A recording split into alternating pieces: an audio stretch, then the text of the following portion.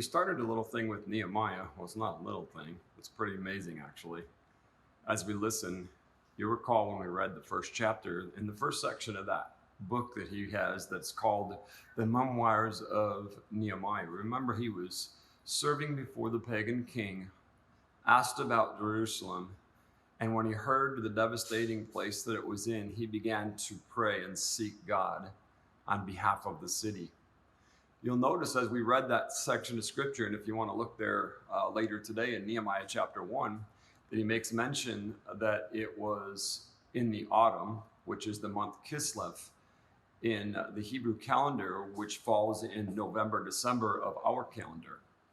Now, as you go on reading through and he begins to pray, he asks God to give him favor with the king.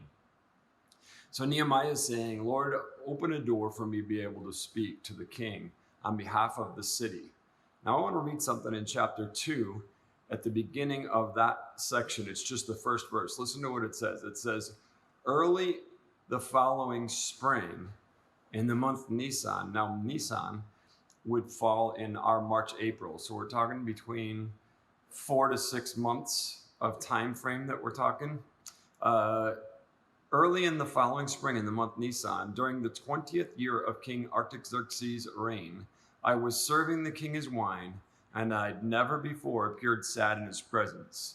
So the king begins to ask a question, and he begins to ask what's going on with Nehemiah and why he's uptight and upset or whatever's going on in his life. Now, I'm saying that to you, church, because as we look at what it says there in the scriptures, Nehemiah began praying for 6 months. Well, we'll even go with the shortest one, 4 months. And he was asking God for favor with the king. And this was a regular occurrence for him and waiting for that moment. And he waited until God opened the door. Now, when God opened the door, we're going to look at that further. But the key to this is that we would stick to our prayer life, our prayer time, seeking God, asking God to do something. I am a very impatient person in a lot of ways, and I have been asking God about this, and he's dealt with me throughout my life about this issue.